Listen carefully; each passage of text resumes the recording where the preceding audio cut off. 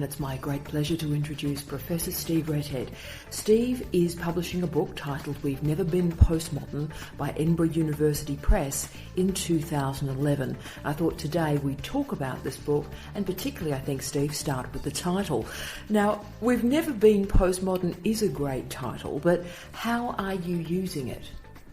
We Have Never Been Postmodern is a kind of reference to the social theorist Bruno Latour. He wrote a book called We Have Never Been Modern, and I'm playing in a kind of low postmodernist way with We Have Never Been Modern. So We Have Never Been Postmodern is a play on Latour. I also use Latour's idea of non-modernity in a way, and I kind of play on that with the idea in the book of non-postmodernity, which I've been using for a while. I think also the general area, We Have Never Been Postmodern, and the subtitle is actually Theory at the Speed of Light, partly plays on earlier work that I've done. So We Have Never Been Postmodern is a title and an area that I've been using for quite a long time, with some sort of irony, but I think it's had a bit of traction. And Theory at the Speed of Light, which is the subtitle, is also attempting to, particularly with theorists like Virilio and Baudrillard, who I use, pushing us in a kind of direction that we might be able to pick up on in the future. We're in difficult times, and I think particularly for theory in the humanities and the social sciences, and Theory at the Speed of Light is my kind of argument for what we need in the future. I think also We Have Never Been Postmodern suggests that there has never been a postmodern era, even in these debates for the last perhaps 40 years about postmodernity and postmodernisation, postmodernism. I think what we have got to, though, is the collapse of discourses of both the right and the left.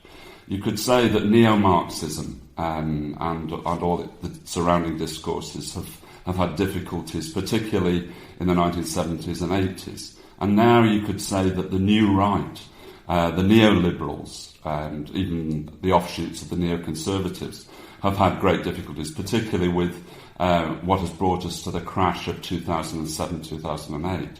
So you've actually got a collapse of discourses on the right and the left. And in some ways, We've Never Been Postmodern is pointing to that, to the difficulties we're now in with the collapse of those discourses. You mentioned the last few years and the research you've conducted in the last few years. Steve, what do you think is the relationship between your last few books on Virilio and Baudrillard and this current monograph? You're right, I've looked particularly over the last decade quite closely at the writing and the development and the kind of trajectory of writers like Jean Baudrillard, Paul Virilio. I think there's a lot of difficulties with their work, but I would still say that they help to chart a route out of what I would call the trajectories of the catastrophic.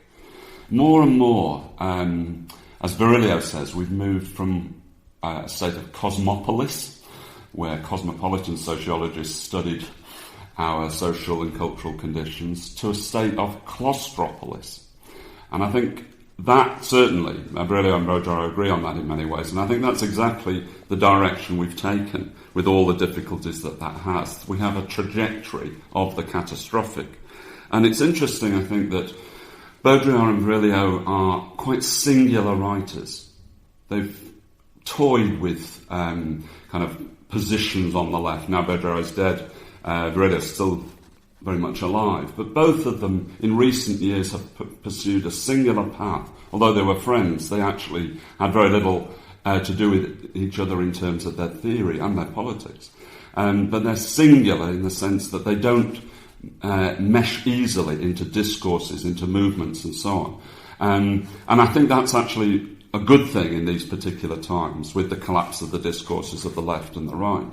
I think they chart a route map out of our difficulties, despite the difficulties with their own work. So I'm actually still quite interested in what they're saying, even in late Baudrillard, posthumous Baudrillard books. We still can hang on to some of the things that he's been arguing, however difficult, however many pitfalls there are. And it's the same with Virilio, a kind of French phenomenology background and anarchistic Christianity in his background. But actually, despite those, what I see as quite difficult backgrounds, a humanist background, which is actually holding us back, sometimes quite a reactionary background as far as biogenetics is concerned. But actually, I think there are pointers to the future and a future, what I call claustropolitan sociology project, which we can get from Baudrillard and Virilio.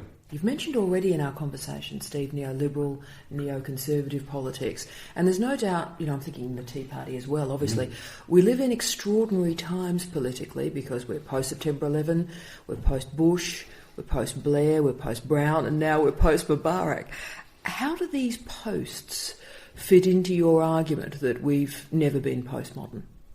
We certainly are living in extraordinary times. The world is so extreme that even theorists like Baudrillard and Virilio, who seemed to be extreme a few years ago, actually look quite banal in comparison.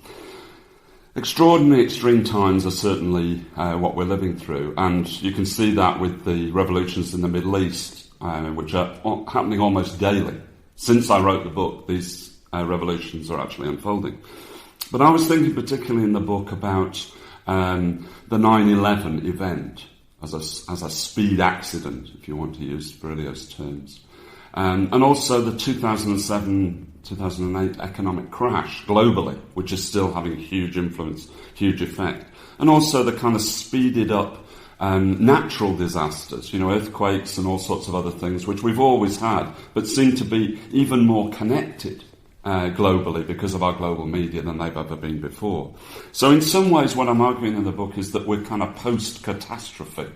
That instead of Trotsky's permanent revolution, actually what we have now is permanent catastrophe, or what we seem to have is permanent catastrophe. There are certainly troubled times ahead, troubled hard times economically and culturally. But that doesn't mean to say we have to give up politically. And I think catastrophe is actually quite an interesting area for investigation. Virilio gave us that sort of idea with the idea of the accident. But I would argue that with accelerated culture, which is my term for what people have called postmodernity in the past, accelerated culture, which we're certainly still very much in, is speeding up these ideas of the accident, of the catastrophe, economic, cultural, climate, and so on. Now, Steve, as you know, I come from a background of media studies, communication studies, cultural studies, internet studies, and many of the listeners of this podcast share similar interests. And I've always thought that as the internet has morphed into the web and then into the read-write web, the Baudrillard and Virilio's ideas actually are more relevant, more interesting, more incisive, rather than less. Considering what you've done in your current book, do you agree with that hypothesis? I certainly think that what people call the era of new media, of course new media are old media every few seconds. New media is part of that speeded up, accelerated culture. I think it's interesting to look at people like Baudrillard and Virilio, as I do in the book. I look at a lot of other theorists as well, but they're particularly prominent. And it is quite interesting that someone like Baudrillard, who actually hardly used the screen, he liked actually handwriting rather than screenwriting, and Virilio, who is someone who has virtually given up watching TV, doesn't use the internet, even given up his high-powered car. These people are actually, or these theorists are quite odd to choose as theorists for an accelerated culture. But actually what they were able to do over a long period, writing from the 1950s onwards, was to actually track the changes in our culture, particularly the culture of capital globally, even though they were problematic as far as left-wing theorists were concerned. And I think they actually did have something to say about new media, even though they weren't always very specific about it. Baudrillard in the case of the simulacrum, but also Virilio in terms of what he saw as substitution. They're actually very different theoretically as far as the media is concerned, but I think they have something to say. I also think we have to really be very careful about falling into the trap of saying, in the last 20 or 30 years we've had a new media revolution, and that is actually going along with, if you like, postmodern culture, and that's what we've got into. My argument in the book is to some extent to say, let's be very careful about this. Let's analyse how, for example, the position of what we've come to with Web 2.0 looks within the long historical trajectory that I'm talking about, but not to fall into the trap of saying everything has changed with the internet, for example, with the web. And I think that's a very easy position to fall into, and then for people to say either on the left or the right, the internet is a good thing or a bad thing. Actually, we need to analyse it much more specifically, culturally, socially and historically. Baudrillard and Barelli are a good starting point for that. Steve, as we know, some of your best books and articles in recent years have been on what are often called high theorists. But if I go back into your career 20 or 25 years, actually some of your best-known books and articles are in the area of popular cultural studies. I'm thinking Rave Off, End of the Century Party. How do you think these insights operate in We've Never Been Postmodern? In many ways, I'm still working with the same kinds of concepts that I was working with, say, 20 or 30 years ago. And in what I call popular cultural studies, which was a kind of, again, a low postmodern joke, it was the idea of popular cultural studies, popular in the sense of cultural studies that could be applied to low culture rather than high culture, but also the idea that cultural studies itself could be popular. It was going through a bad time when I was writing about it, and I was really arguing that it should be globalised and more popular than it became.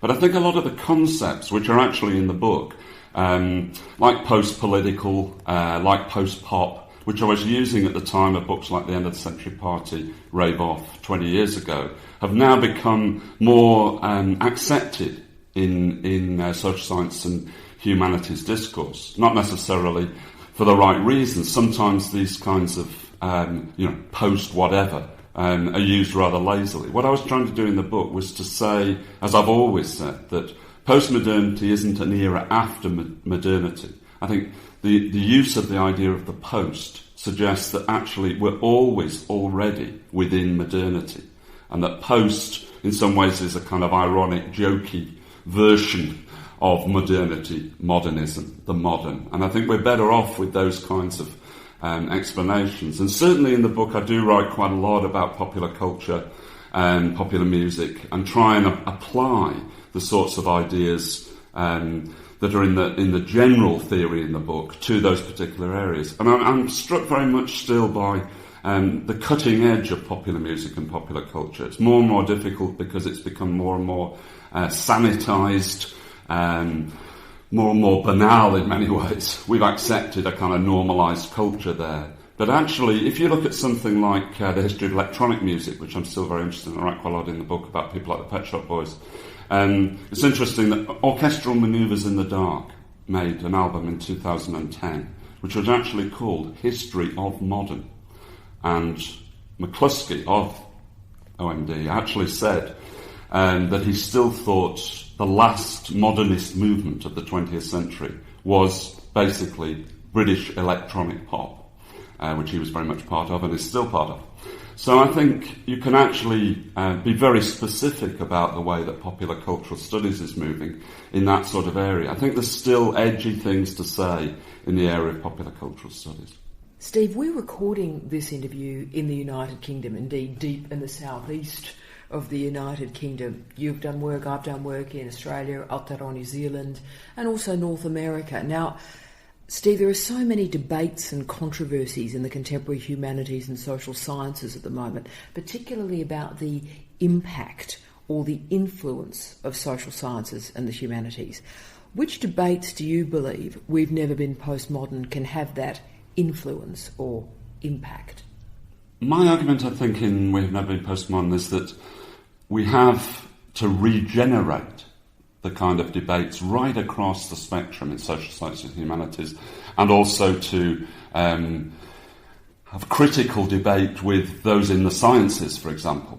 And social sciences and humanities work really does need to be regenerated globally. I think one of the things about my argument about claustropolitan sociology, which is a bit of a joke against cosmopolitan sociology, is that in the book I think I start to provide some resources for the reconstruction of a sociological project. Like John Urry said in his book in 2000, we need a sociology after societies, a sociology and a cultural theory, if you like, for mobilities, for what I call mobile city cultures. And I tried to, in the book, to develop a kind of new sociological object, which I call mobile, accelerated, non-postmodern culture. MANC is the acronym. And I think part of what I'm trying to do is to work with new concepts and sort of regenerate old concepts to help us right across the arts, social sciences and humanities. So, for example, I look at disciplines like architecture, just for instance, where postmodern debates have been very prevalent.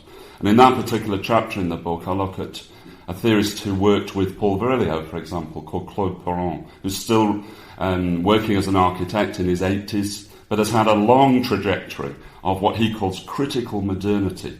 Now, I use that kind of concept in the application of looking at space and architecture and modernism and postmodernism. But I think you can actually apply a concept like critical modernity right across the humanities and social sciences. And it may be a more useful concept, for example, than the postmodern, postmodernity, the postmodern condition. But I think actually what we're now entering into is perhaps a period where the old debates about modernity and postmodernity are now redundant. That doesn't mean to say that we can't just wipe away the theorists like Jean-François Lyotard, who said that we were moving into a period of incredulity towards grand and meta-narratives. I think we actually have to take seriously the sort of condition that we've been in. But we're kind of moving away from those sorts of debates to new debates in humanities and social sciences. We need resources for new projects, and I hope that We Have Never Been Postmodern gives us some. Last question, Steve. Looking back on the journey of postmodernity and modernity, how have these debates, do you think, contributed to higher education? How have they contributed to the society that we're all meant to be serving? I think one of the problems of humanities and social science work, especially in a globalised era where science, what often called STEM subjects, science, technology, engineering, mathematics, are privileged, is that we've got to be very careful with the kinds of debates that we use. And certainly from the 1970s onwards, the debates about postmodernism, postmodernity, postmodernisation did get ridiculed in all sorts of fora. That doesn't mean to say that we shouldn't defend concepts and debates properly, but I think we have to be very careful, given the attacks on university education globally, and particularly the attacks on humanities and social science. I think it should make us more careful about our politics and about cultural politics in general. In some ways, you can't afford, if you like, to disappear up your own arse. We have to be extremely careful in using the sorts of theories and the sorts of concepts that we develop. Thank you, Steve. Just a reminder that Steve Redhead's book, We've Never Been Postmodern, is shortly available from Edinburgh University Press and, yes, published in 2011. Thanks, Steve, and great luck with the book.